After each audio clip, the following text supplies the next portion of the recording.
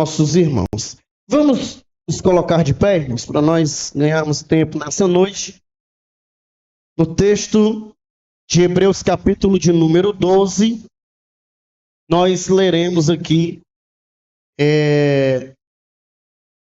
o capítulo de número 12, versos 25 a 29. Bom, Hebreus, capítulo de número 12,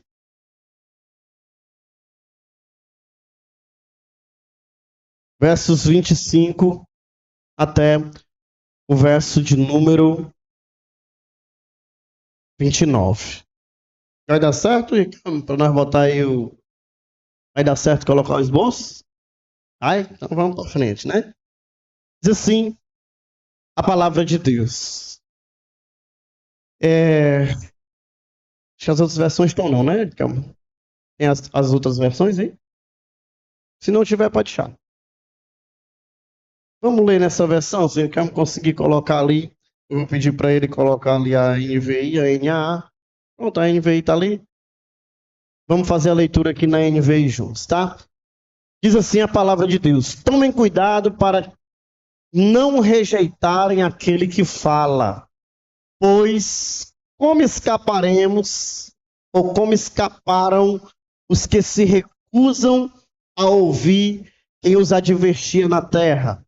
Muito menos nós, se rejeitarmos aquele que nos adverte dos céus. Verso 26.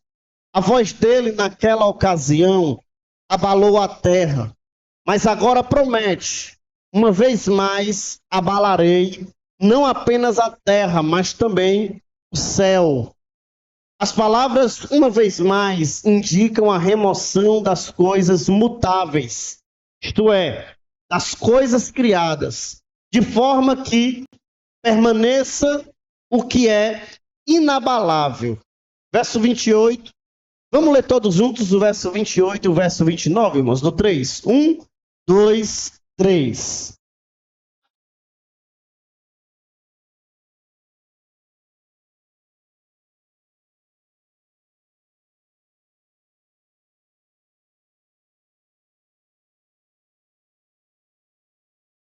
Pois o nosso Deus é fogo consumidor. Podem sentar, meus irmãos, no nome de Jesus. Se o Ricardo conseguir colocar aí para nós a NAA, eu vou precisar mais do verso 28. Mas eu quero aqui, irmãos, introduzir apenas um trecho daquilo que nós tratamos na quinta-feira que se passou.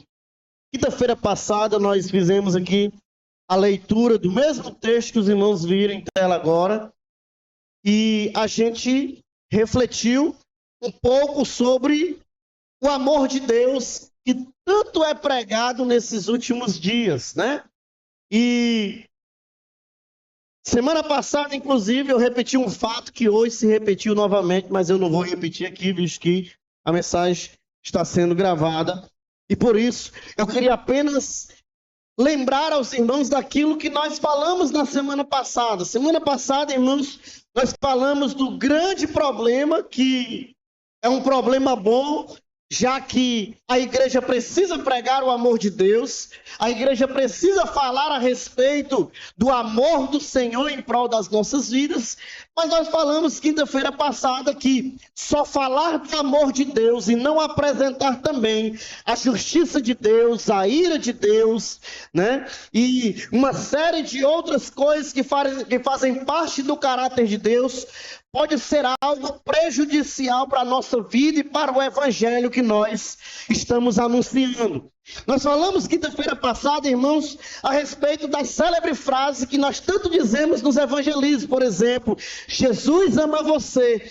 E muitas das vezes nós, com essa frase, acalentamos o coração daquelas pessoas que não querem de alguma forma ter nenhum tipo de compromisso com o evangelho, nenhum tipo de compromisso com a verdade. a gente diz para essas pessoas que Deus ama elas independente de qualquer coisa, e elas entendem que esse amor de Deus anula a sua ira, anula o fato de Deus permitir que nós colhamos aquilo que estamos plantando, e assim nós vamos construindo, irmãos, uma sociedade que muitas das vezes se escandaliza quando Deus opera a sua ira, quando Deus permite que alguma coisa aconteça à nossa volta, e muitas das vezes esse amor não fique tão claro quanto se parece, como a gente está acostumado a ver no dia a dia da nossa sociedade. Então, não é verdade, irmãos, que Deus apenas só ama. Ele ama, mas Ele também disciplina, Ele também cuida, Ele também trata, Ele também manifesta a sua justiça, Ele também nos permite colher aquilo que plantamos, e assim, a maior verdade de todas elas é que Deus, Ele é amor, mas Deus também é uma série de outras coisas que estão inseridas no seu caráter. Semana passada, nós falamos, por exemplo, que Deus ama, mas Deus também odeia determinadas coisas. Falamos aqui de algumas coisas que Deus odeia, né? Citamos aqui o texto de Provérbios capítulo 6, em que Deus odeia uma série de coisas que estão contidas ali. Falamos também sobre o texto de Malaquias capítulo de número 2, e falamos também, irmãos, em Hebreus capítulo 10, verso 30, até o verso de número 31, que Deus, além de amar, além de odiar, Ele também é justiça, e Ele também manifesta a sua justiça quando é necessário. Hoje, portanto, irmãos, eu queria dar seguimento nessa mensagem, queria dar continuidade, pensando com os irmãos, especificamente sobre aquilo que diz o versículo de número 28 em diante, já que nós andamos até o meio da mensagem e falamos a respeito de todos esses atributos que fazem parte do caráter de Deus. Então, hoje eu queria que os irmãos focassem principalmente aí no capítulo de número 12, versículo de número 28 e versículo de número 29, para nós refletirmos nessa noite. E aí, vamos ver juntos, irmãos, o que diz novamente o versículo de número 28, que é aquele que acabamos de ler juntos. O texto diz o seguinte: portanto, já que recebemos um reino inabalável, e algumas traduções dirão, recebendo nós um reino que não se abala, um reino inabalável, retenhamos a graça, ou sejamos agradecidos, e assim adoremos a Deus. E aí eu queria destacar essa fala do escritor aos Hebreus, porque uma das coisas, irmãos, que o escritor aos Hebreus está deixando muito claro aqui para a nossa reflexão, é que já que nós recebemos um reino que não pode ser abalado, o texto diz que nós precisamos ser gratos a Deus, precisamos ser agradecidos ao Senhor, precisamos louvar a Deus. E a gratidão, irmãos, é a porta de entrada para muitas outras bênçãos que Deus Ele quer derramar nas nossas vidas. Infelizmente, é necessário, irmãos, nós pensarmos sobre isso nessa noite, porque a gratidão já deixou de ser algo que a igreja buscava com ousadia. A gratidão deixou de ser algo, irmãos, que nós fazíamos com constância. Hoje você encontra mais pessoas reclamando e sendo ingratas daquilo que vivenciam do que sendo gratas no seu dia a dia. E alguns ainda tentam negar, irmãos, o evangelho que diz que independente da situação, independente do que aconteça, a gente precisa dar graças a Deus todos os dias pelo que acontece nas nossas vidas. Eu sei que parece loucura. Às vezes você leva uma topada, você passa por uma privação, passa por uma luta, e eu sei que parece loucura às vezes agradecer a Deus por determinadas coisas que não são tão boas quando acontecem nas nossas vidas. Porém, irmãos, a graça de ser grato é algo poderoso para a nossa vida. O escritor aos Hebreus deixa isso muito claro. Por isso, já que estamos nós recebendo um reino que não pode ser abalado por nada, o que o escritor está dizendo? Você e eu Independente do que aconteça, independente do que se passa, independente do dia ter sido bom, do dia ter sido ruim, independente da luta que está acontecendo, eu e você recebemos um reino que não pode ser abalado por coisa nenhuma. Então as lutas, elas podem tirar a sua paz de um dia. As lutas, elas podem te trazer uma tribulação específica em um dia.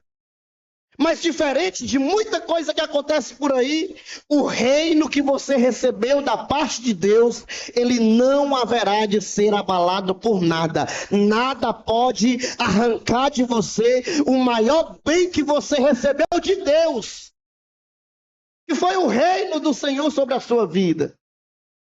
As Escrituras falam sobre isso, irmãos. Paulo escrevendo, ele diz: eu tenho certeza que os sofrimentos do tempo presente não podem ser comparados com a glória que há de ser revelada na vida de vocês. Porque o que nos espera na eternidade é algo muito maior. O que nos espera na eternidade é algo muito melhor. Por isso eu preciso dizer para você que está em casa, para você que está aqui nessa noite, que aquilo que o Senhor confiou à sua vida está garantido. E não tem nada no mundo, não tem diabo no mundo, não tem demônio no mundo, não tem provação no mundo, não tem luta no mundo que possa arrancar a fé que Deus colocou no seu coração. Na verdade, irmãos, ainda que nós acreditemos que a vida cristã é desafiadora, Paulo escrevendo aos Romanos, capítulo 8, ele diz assim: nada pode separar você do amor de Deus que está em Cristo Jesus, o nosso Senhor. Então não há nada nessa vida que possa nos distanciar desse reino que não se abala. Os tronos dos homens são abalados, a cadeira da presidência é abalada. O mundo governamental é abalado, os poderes são abalados, os domínios são abalados, mas o reino que você recebeu eternamente não pode ser abalado. Porque quem se assenta naquele trono chama-se Jesus de Nazaré, o Rei por excelência. Ele é o Deus das nossas vidas. Então o escritor aos Hebreus, ele já começa, irmãos, deixando isso claro. Já que nós recebemos um reino que não pode ser abalado, sejamos gratos. Sabe o que Deus, irmãos, quer dizer aos nossos corações? Pare de reclamar e seja grato. Seja agradecido, agradeça mais, glorifique mais, seja grato por tudo que tem acontecido, porque ainda que a terra se abale, o céu nunca será abalado, e o céu é o destino da sua vida. Pode tirarem tudo de você, pode arrancarem tudo de você, mas a eternidade nunca será arrancada do seu coração. Esse reino não se abala. E aí ele diz: sejamos gratos. E assim adoremos a Deus. E aqui é onde eu saio dessa parte mais introdutória. E eu quero me deter especificamente ao quesito adoração que nós precisamos falar aqui nessa noite. O escritor aos Hebreus deixa isso muito claro. Seja grato e adore. Pastor, eu tenho vivido um dia difícil, não sei o que fazer da minha vida. As coisas estão extremamente difíceis, inclusive... Ai, não sai, né? Quinta-feira que vem, eu quero trazer uma palavra, estou preparando ela já há uns 2 dias. Eu quero trazer, irmãos, uma palavra especificamente sobre algumas coisas um pouquinho mais do nosso tempo. Essa mensagem, ela ultrapassou as outras que estavam na frente depois de uma pergunta de um adolescente. Eu não lembro quem foi que me fez. Eu conversava já esses dias com algumas pessoas. Um adolescente nessa semana fez um questionamento e nós estamos falando de um adolescente. Ele questionou, irmão, se uma pessoa que tira a própria vida, se ela vai para o céu ou se ela vai para o inferno. E isso abre um leque para se falar a respeito de depressão, para se falar a respeito de ansiedade, para se falar a respeito de uma série de coisas que a igreja precisa pensar nesse tempo. Mas eu ainda assim preciso dizer para você que o caminho para você resolver metade dos seus problemas nessa noite é você independente de qualquer coisa. Primeiro, ser grato a Deus. Segundo, adorar o Senhor independente da circunstância. Quer vencer na caminhada, quer caminhar uma vida saudável na presença de Deus? Siga o conselho do escritor aos Hebreus para a sua vida. Primeiro, seja agradecido. Seja agradecido por quê, pastor? Se a vida está difícil, se a luta está grande, eu vou agradecer o quê? Agradeça porque o céu é uma garantia para você. Jesus morreu para lhe dar a vida eterna em Cristo Jesus. Isso é para quando você for para lá, você já tem um futuro garantido. Se eu perguntar aqui para muitos jovens, o que é que você vai ser quando você crescer? Vai ficar aquele negocinho da internet rodando assim, carregando, né? Não sei, meu futuro é incerto. Alguns já sabem para onde vão, o que vão fazer, como vão fazer. Muitos ainda não sabem. Mas sabe qual é a graça gloriosa do Evangelho? É que eu e você já sabemos para onde vamos. Já sabemos onde vamos passar a nossa eternidade. Já sabemos que o Senhor veio aqui para preparar lugar e depois de buscar eu e você para morar eternamente com o Senhor na eternidade. Então você precisa ser grato por isso.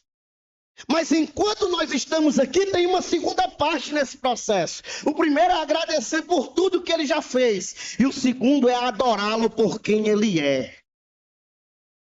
Pense comigo nessa noite. Você não pode adorar Jesus pelo que ele fez ou pelo que ele faz. Porque quando adoramos a Deus pelo que ele fez ou pelo que ele faz, nós somos interesseiros. Nós precisamos adorar a Jesus por quem ele é.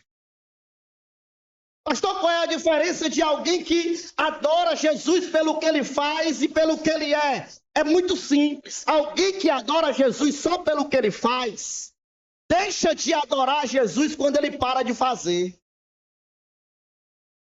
Quando a bênção não vem, quando a oração não é respondida, quando o milagre não acontece, aquela pessoa que era grata a Deus, que adorava a Deus pelo que ele fazia, para de agora adorar ao Senhor e agradecer ao Senhor e começa a fazer questionamentos. Cadê, Senhor? Por que o Senhor não me respondeu ainda? Por que o Senhor não fez? É diferente de quem adora Jesus por quem ele é. A pessoa que adora Jesus por quem ele é, diz assim: Senhor, mesmo que o Senhor não tenha feito isso, mesmo que o Senhor não tenha feito aquilo, mesmo assim eu continuo te adorando porque o Senhor é o Deus da minha vida.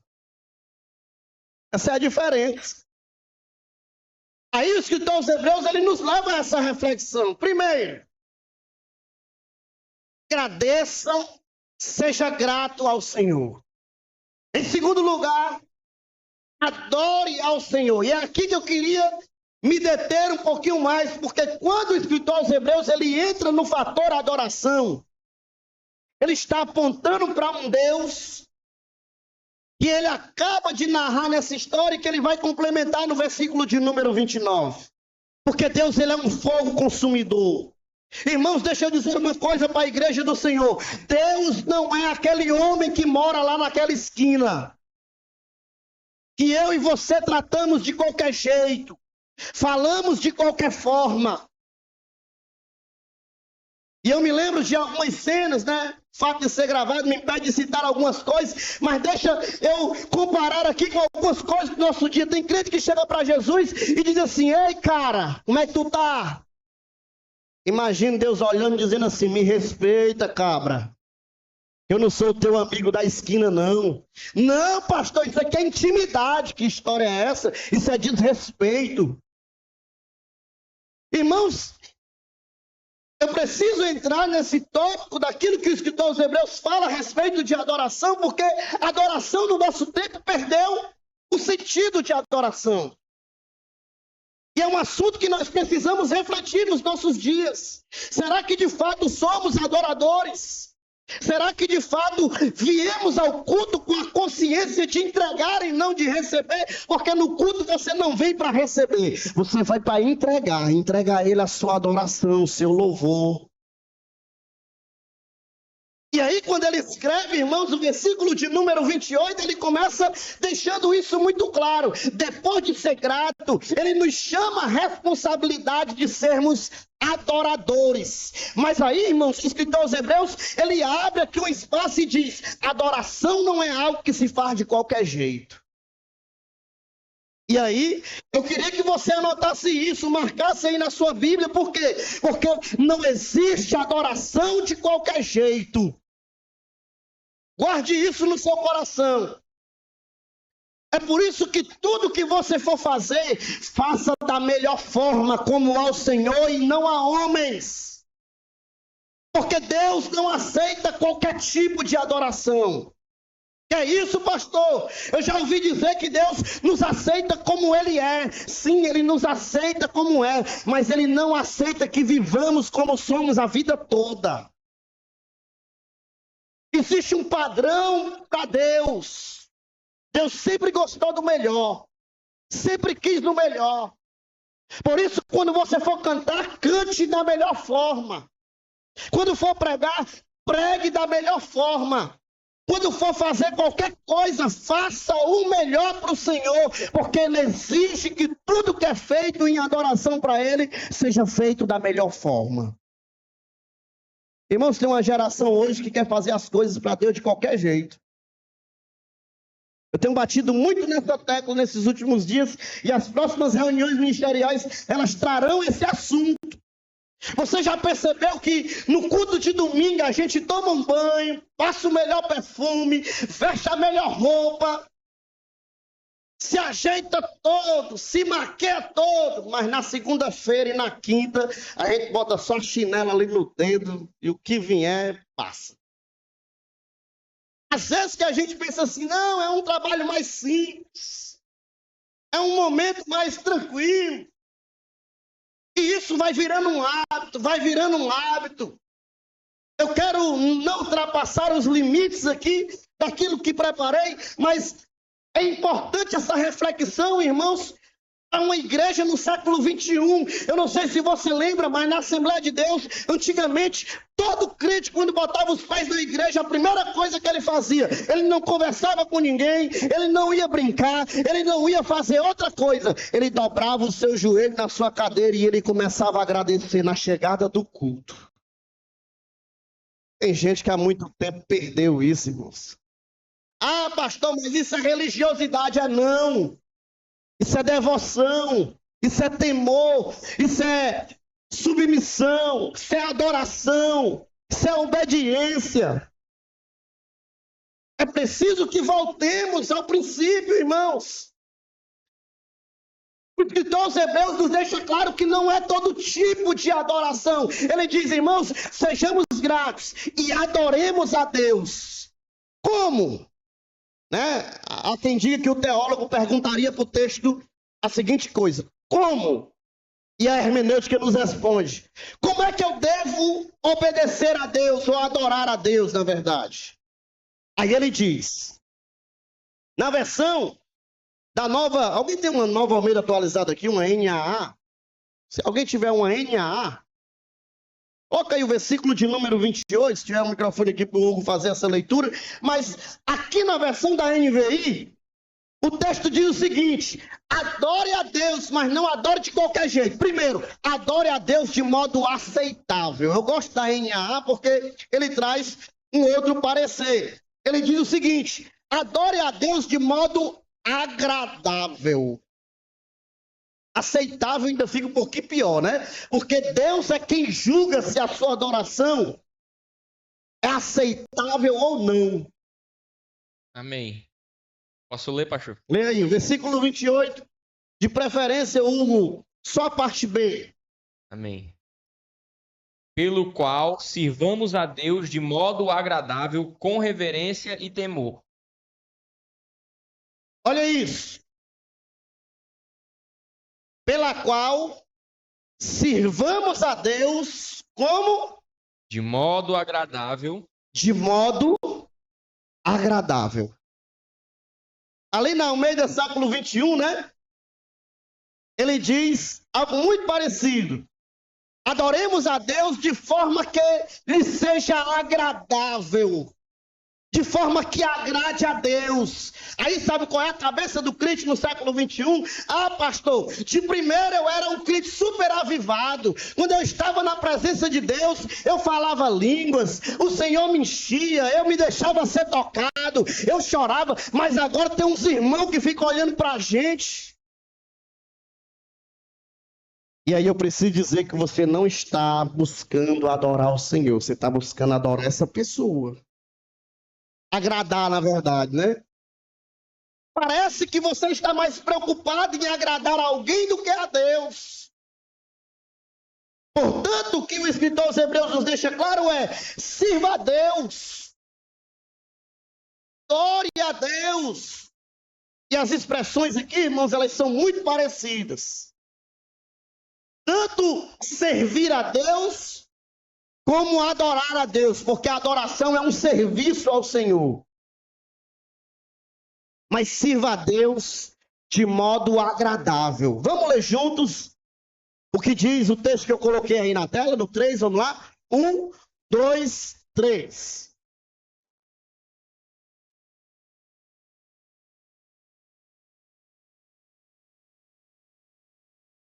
É muito simples, irmãos. Servir a Deus de modo agradável é servir a Deus de uma forma que agrade a Ele, não a nós.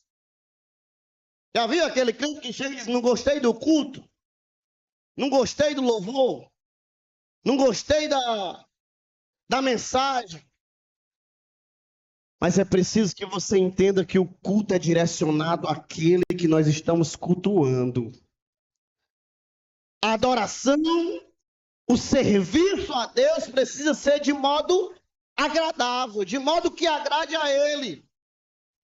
E aí, nesse primeiro ponto, eu cito ali Romanos capítulo 14, verso 13 a 19. Se uns obreiros também puderem localizar e já fazer essa leitura, eu agradeço, que a gente ganha mais tempo com isso, né? Mas o escritor aos Hebreus deixa isso muito claro.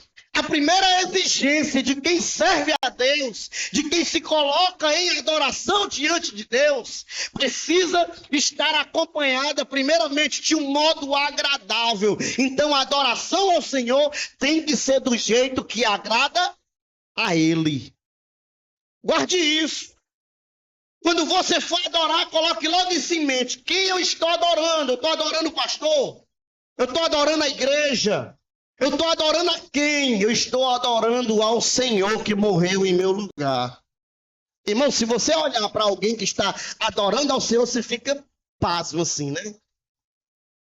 Tem crente que você olha na hora que está adorando e diz assim: meu Deus, como é que essa pessoa tem tanta vida, tanto vigor, tanta alegria na alma para adorar a Deus? É porque essa pessoa está adorando ao Senhor. E quem adora a Deus, irmãos, não está preocupado com muita coisa.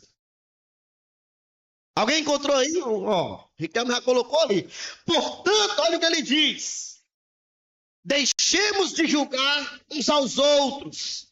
Em vez disso, façamos o propósito de não pôr pedra de tropeço ou obstáculo na caminhada do irmão. Continua.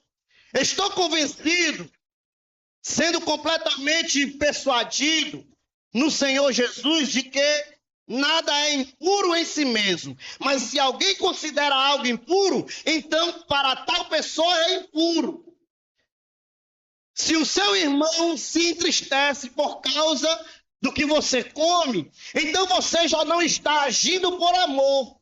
Não destrua o seu irmão, por quem Cristo morreu por causa da sua comida. Portanto, não deixe aquilo que você considera bom ser difamado. Pois o reino de Deus não é comida nem bebida, mas justiça, paz e alegria no Espírito. Olha o que ele diz no verso 18. Aquele que assim serve a Cristo é o quê? Agradável a Deus e aprovado pelos homens. Aqui está, irmãos, a direção sobre O que é seguir a Deus, servir a Deus ou adorar a Deus de modo agradável? Mas não é aqui que eu quero me deter. Eu quero me deter, irmãos, na segunda expressão que o escritor aos Hebreus deixa claro, porque eu acredito que aqui é onde o negócio pega. Servir a Deus, para Deus, tem que ser, primeiro, de modo agradável. Segundo, tem que ser como? Com reverência e santo temor. E aí eu pedi ajuda aqui aos universitários para mim não correr o risco de fazer como diz os pregadores, de não ficar só nas minhas palavras. Eu não sei se eu mandei o trecho ali para o Riquelme, mas eu trago principalmente o verbo que está aí nos irmãos, não sei se os irmãos têm o dicionário Vini em casa, é um dicionário muito bom. E aí eu fiz questão de trazer aqui, irmãos, o significado de reverenciar no hebraico. O verbo reverência, né? Ou reverenciar. Do hebraico você encontra na tradução do Vini, que diz o seguinte. O verbo reverenciar no hebraico é literalmente virar para dentro, virar em ou em si mesmo, envergonhar-se. Denota, quando usado na voz passiva, sentir respeito por, ter respeito, mostrar deferência por, respeitar, reverenciar. Textos de Mateus, capítulo 21, verso 37, e os textos que estão citados aí na tela. Então, o que o dicionário Vini, irmãos, entende por reverenciar? Reverenciar, irmãos, no sentido colocado aí, é o mesmo que virar-se para dentro, é você fazer uma introspecção e analisar do ponto de vista correto, é envergonhar-se, sentir respeito por, é respeitar. Então, reverência no hebraico aqui tem a ver com respeito. Tem a ver com respeito por, e respeito aqui por Deus. Já que estamos falando do Evangelho. E aí, irmãos, eu sei que proscúnio no grego traz a ideia de adorar, mas não deixa também de trazer a ideia de reverência. E aí no grego, eu também coloquei aí, irmãos, a expressão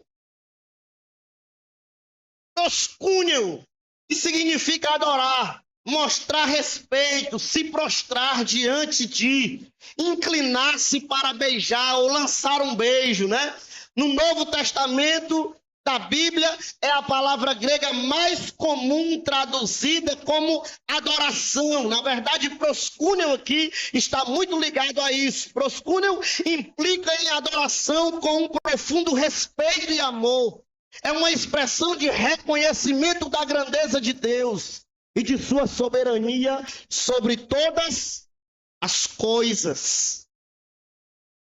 E por aqui, irmãos, eu acredito que já fica muito claro quando o escritor aos Hebreus, ele diz o seguinte: quando você for adorar a Deus, lembre-se de quem é Deus, qual é o Deus que você está adorando. Quem é a pessoa que você está reverenciando? Porque adorar, de certa forma, é tratar com respeito, é respeitar.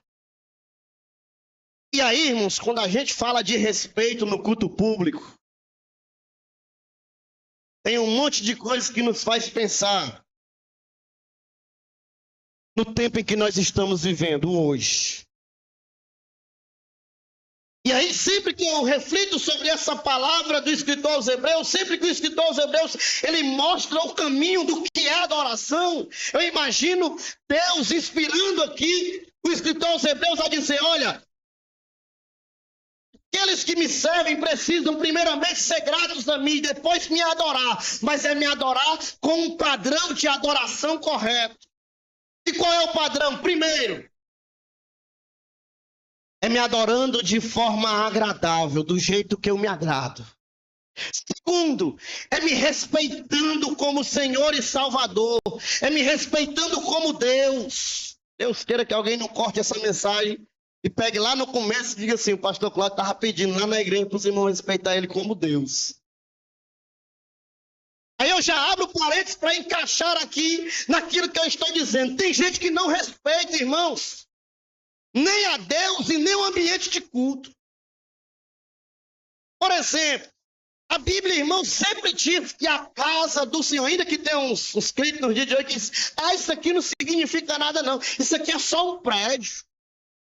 Isso aqui é 4 paredes, isso aqui não tem relevância nenhuma para o nosso tempo. É porque leu a Bíblia de trás para frente, que a minha Bíblia diz assim, a minha casa será chamada casa de oração.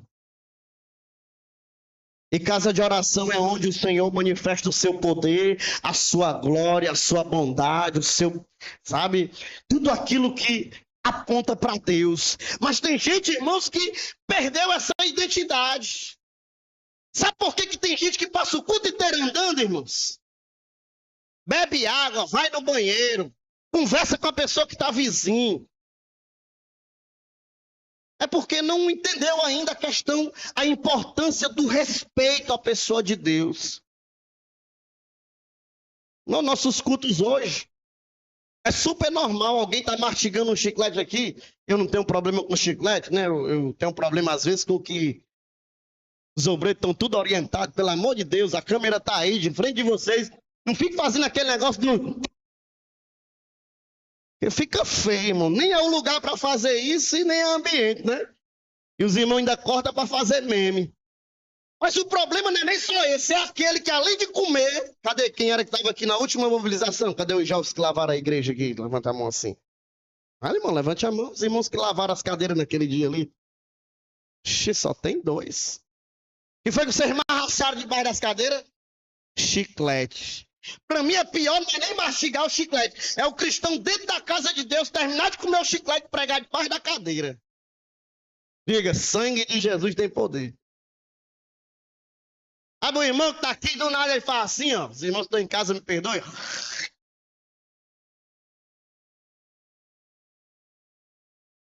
A irmã deu um eco ali cruel, viu? É que os irmãos de casa não conseguem ouvir.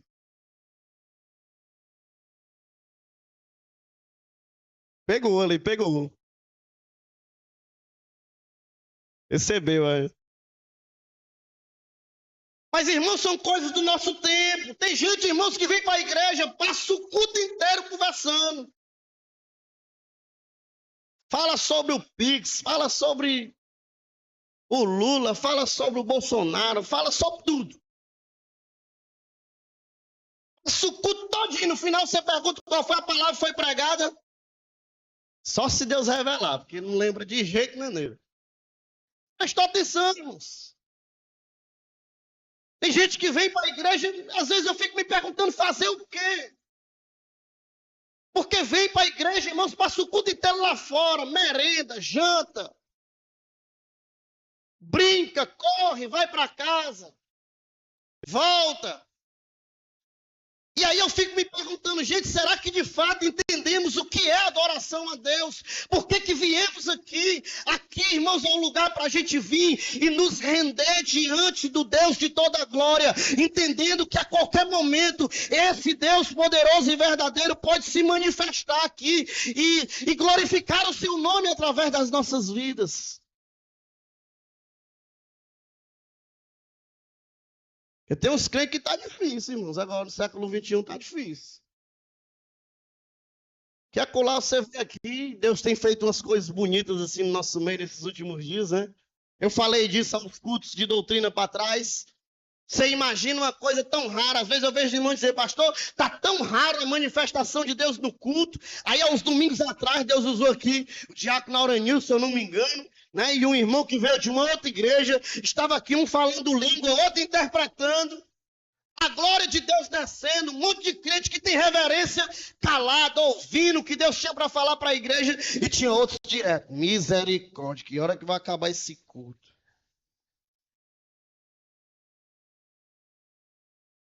Aí, irmãos, eu vou já citar aqui alguns exemplos, porque são coisas do nosso tempo. Deus exige que nós o reverenciemos.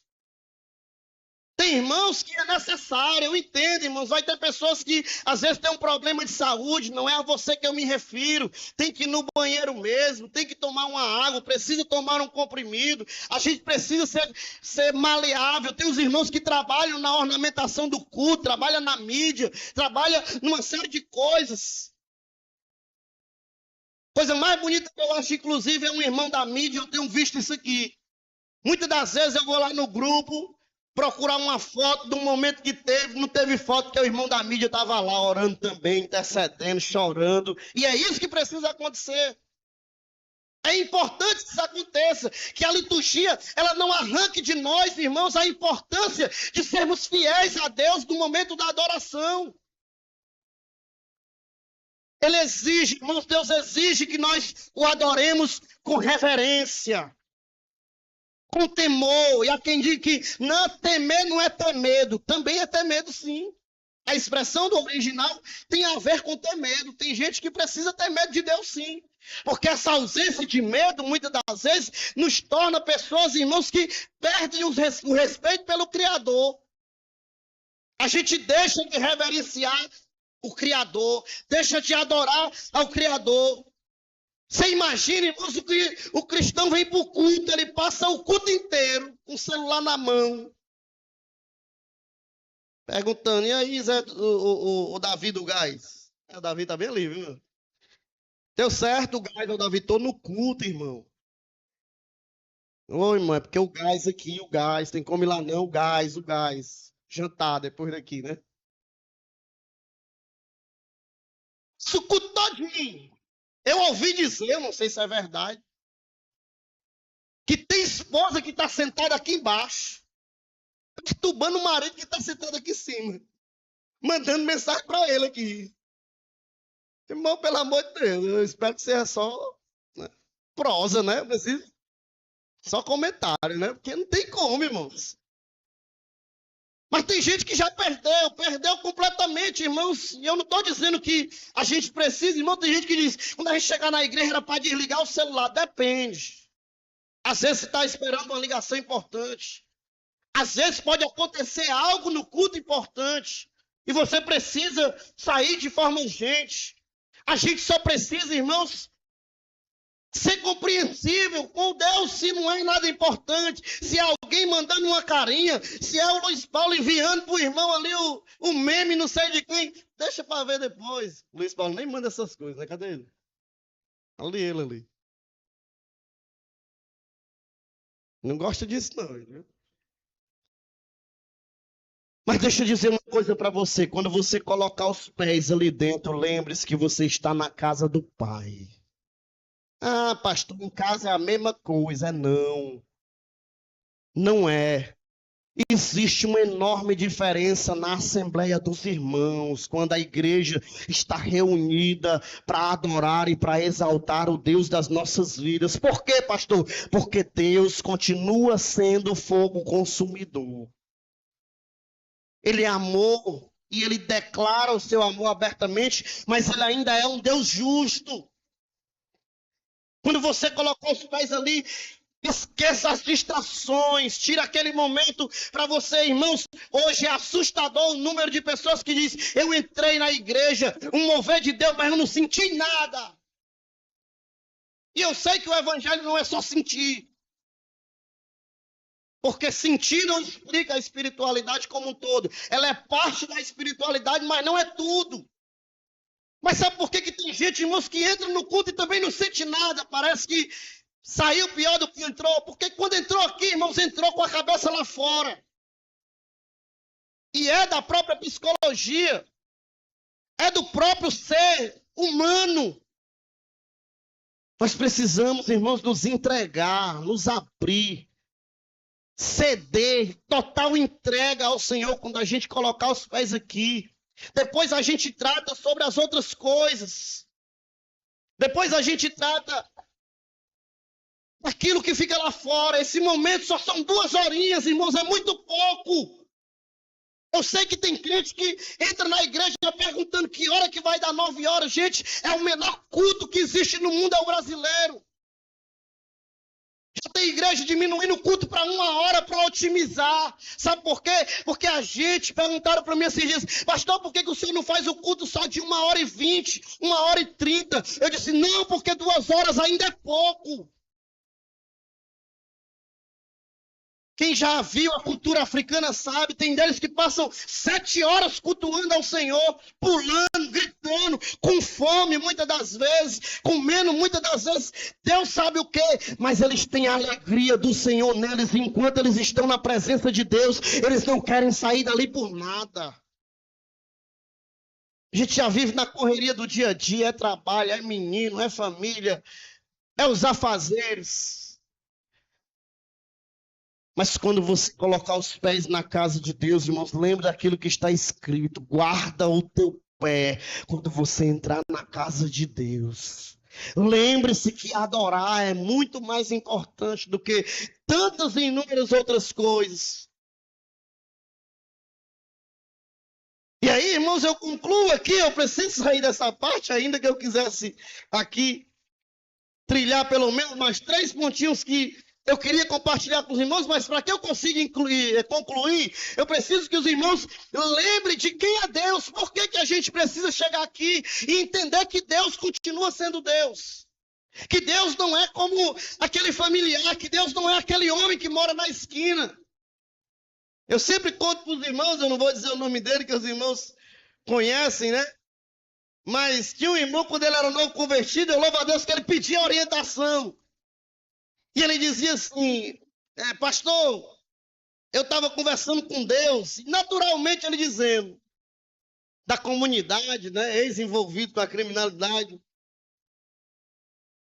Aí ele dizia na época, eu acredito que hoje está afastado, ele dizia na época que quando ele ia conversar com Deus, ele dizia assim, e aí Deus, está inteirado, né? O senhor sabe que o nego é assim, mas o nego está aqui, né, na tua presença, se esforçando. Vai dar certo, né, Deus? Qualquer hora dessa daí, o Senhor... E eu super entendo quando isso é involuntário, quando isso parte da ignorância. Mas chega uma hora, irmãos, que Deus se revela para nós de tal forma que nós precisamos reverenciá-lo.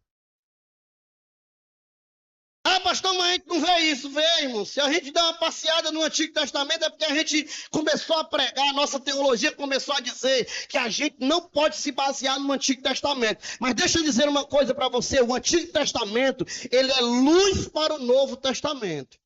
Tem muita coisa que você só entende no Novo se lê o Antigo.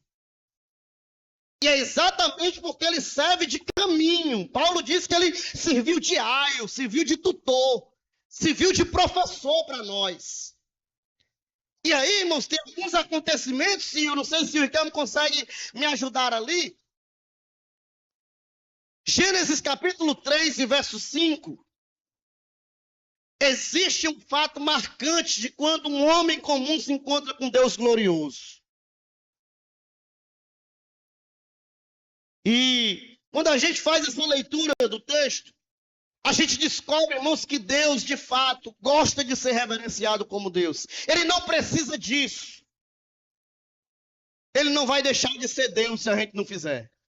Mas é melhor que a gente faça. E aí, quando a gente faz a leitura de Gênesis capítulo 3, e verso 5, o texto diz, é que Deus sabe. É isso mesmo? Acredito que eu errei a referência, ó. É Moisés na sarça ardente, irmãos. É isso? Vejam aí, me ajude. Gênesis capítulo 3 e verso 5 nada mais é do que o texto a respeito de Adão. Né? Qual é o texto? Êxodo, na verdade, irmãos. Eu botei Gênesis, né? Êxodo capítulo 3 e verso 5. Perdão, os irmãos. Êxodo capítulo 3, versículo de número 5. Então Deus diz, não se aproxime, Moisés. Tire a sandália dos pés, pois o lugar que você está é terra santa. Imagine, irmãos. em muitos dos nossos momentos diante de Deus, se Deus nos tratasse como Ele tratava os antigos, hoje nós estamos no período da graça, Deus nos deixa à vontade para buscar a sua presença. Mas quando Moisés chega a Deus, Deus barra Moisés e diz: espera lá, Moisés, tire a sandália dos pés, porque você pisa em terra santa. Eu lembro, irmãos, de um outro feito, e eu quero concluir. Os irmãos podem vir aqui para a gente concluir com louvor. Por exemplo, meus irmãos, Números capítulo 16 e versículo de número 32 a 35. Números capítulo de número 16, versos 32 a 35. A terra abriu a sua boca e os engoliu com as suas famílias, com todos os seguidores de Corá e com todos os seus bens. Desceram vivos ao lugar de habitação dos mortos, ao Sheol, com tudo que possuíam, e a terra fechou-se sobre eles, e pereceram, desaparecendo do meio da assembleia. Diante dos seus gritos, todos os israelitas ao redor fugiram gritando: a terra vai nos engolir também. Então veio fogo da parte do Senhor e consumiu os 250 homens que ofereciam incenso.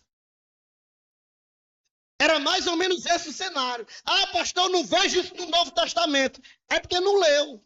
Leia Atos, capítulo de número 5, se eu não me engano, Ananias e Safira.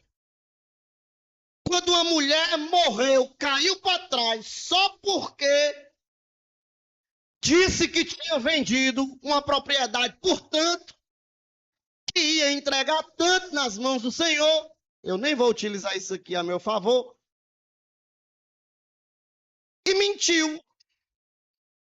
O marido dela fez isso, morreu, de repente ela chega, conta a mesma mentira, e eu vejo o Pedro olhando para ela e dizendo: ó, teu marido acabou de sair daqui morto, vai morrer do mesmo jeito.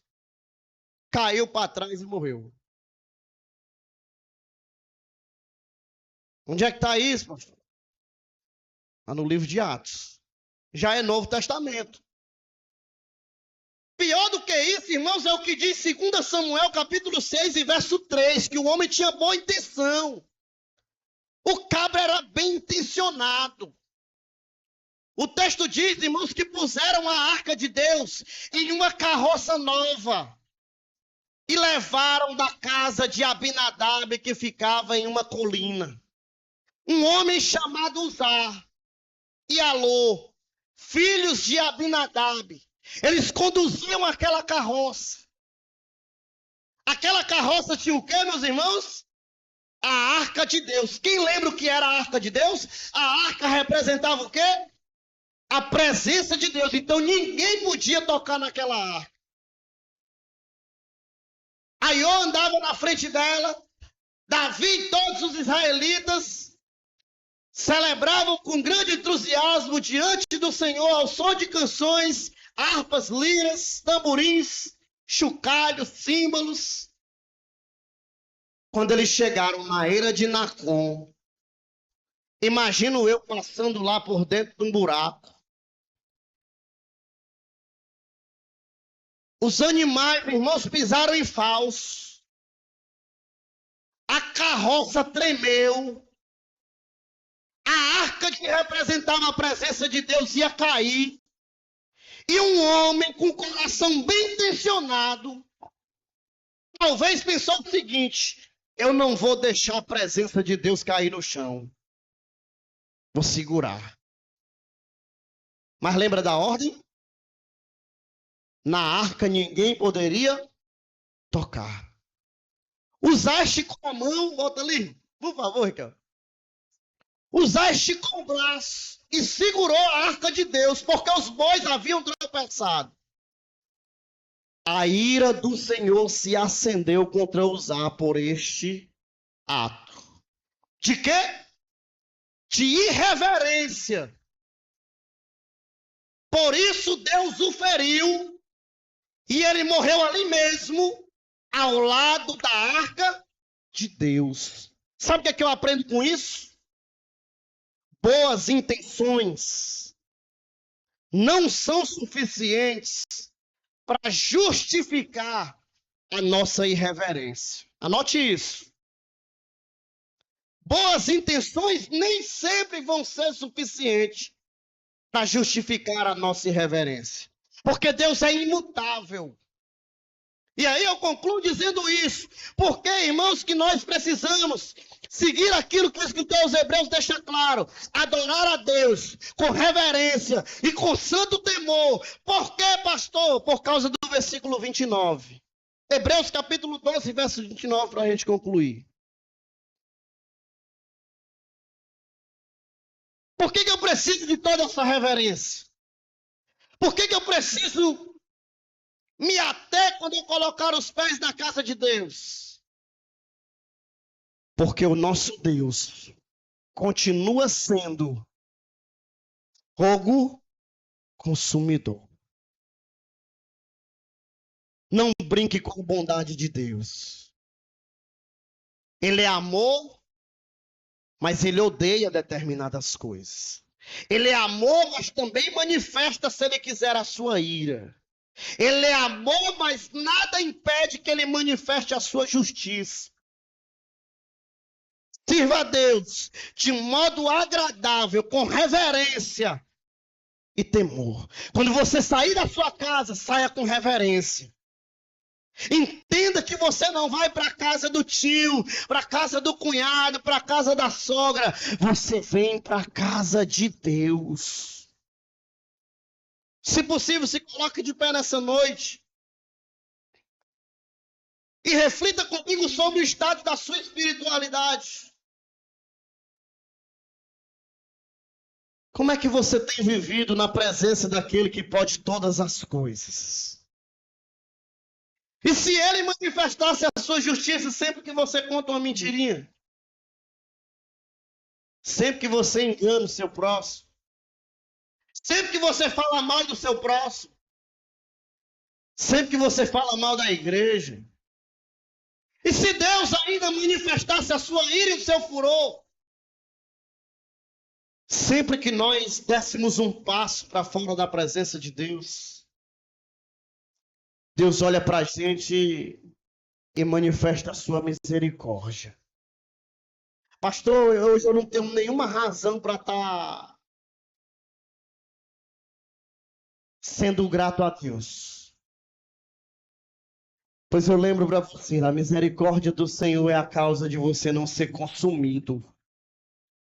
Ele é um fogo tão consumidor, mas tão consumidor, que ele poderia olhar para mim e para você hoje e nos consumir vivos. Abrir o chão e nos engolir inteiros quando fôssemos irreverentes na presença dele.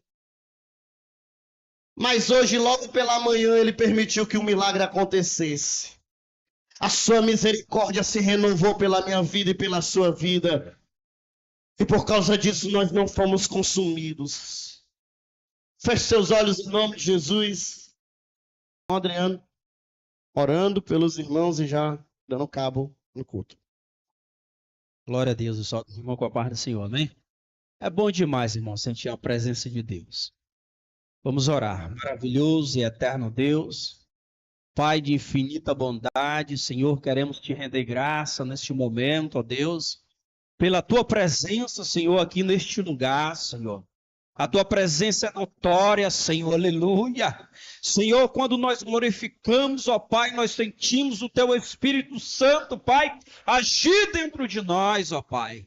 Deus amado, Deus querido, eu quero nesta noite te pedir, Senhor, pelas essas duas jovens, ó Pai, aleluia, a qual o Senhor, aleluia, tem dado a graça, Senhor, de completar, Senhor, mais um ano de vida, Senhor. Que essa data venha se repetir, Senhor, por muitos anos e por a eternidade ela venha glorificar o teu santo nome na tua presença, Pai. Neste momento, Pai, eu quero te pedir também, Senhor, pela essa jovem a qual veio aqui na frente, Senhor, se reconciliar contigo, Pai, entendendo, Pai, que é na tua presença, aleluia, que nós, aleluia, enchemos de alegria, Pai, é na tua presença, presença, Pai, que nós saltitamos de alegria, Pai. É na tua presença, Senhor, diz a tua palavra que nós somos mais do que vencedores, Pai. Deus amado, Deus querido, toma o pastor, toma a sua família, Pai. Toma os obreiros, Senhor. Toma, Senhor, o conjunto de senhora, de criança, da juventude, Pai. Toma cada um que entrou por essas portas nesta noite, Pai. Meu Deus amado, e faz o mover do teu Espírito Santo. Deus amado, Deus querido, que nós venhamos sair daqui transformado, Pai, mais alegres, Senhor, do que nós entramos, Pai. Deus, se alguém entrou triste, Pai, abatido, Senhor, Tu és a alegria, Pai, Tu és a fortaleza, Pai, Tu és, Pai amado, o nosso socorro bem presente, Pai, na hora da angústia, Senhor. Perdoa, Senhor, as nossas negligências, nossas falhas, Senhor, aquilo que nós temos pecado contra Ti, Senhor, porque nós, aleluia, queremos morar na eternidade, Pai. No lugar onde Tu foi preparar um lugar. Assim, meu Deus, eu te peço e te agradeço no Teu nome, Jesus. Amém. Glória a Deus. Lembrando que sábado é o nosso culto do Ministério Infantil. Tá bom? Traga a sua criança. Se Deus quiser, obrigado a todos os visitantes que nos visitam. O culto é 4 da tarde. Amém? Levante seus mãos aos céus. Que a graça e a paz de nosso Senhor e Salvador Jesus, o amor de Deus, o nosso Pai, a comunhão, as consolações do querido Espírito Santo de Deus, repouse sobre todo o povo de Deus em toda a superfície da terra, hoje para todo sempre. Quem crê diz amém.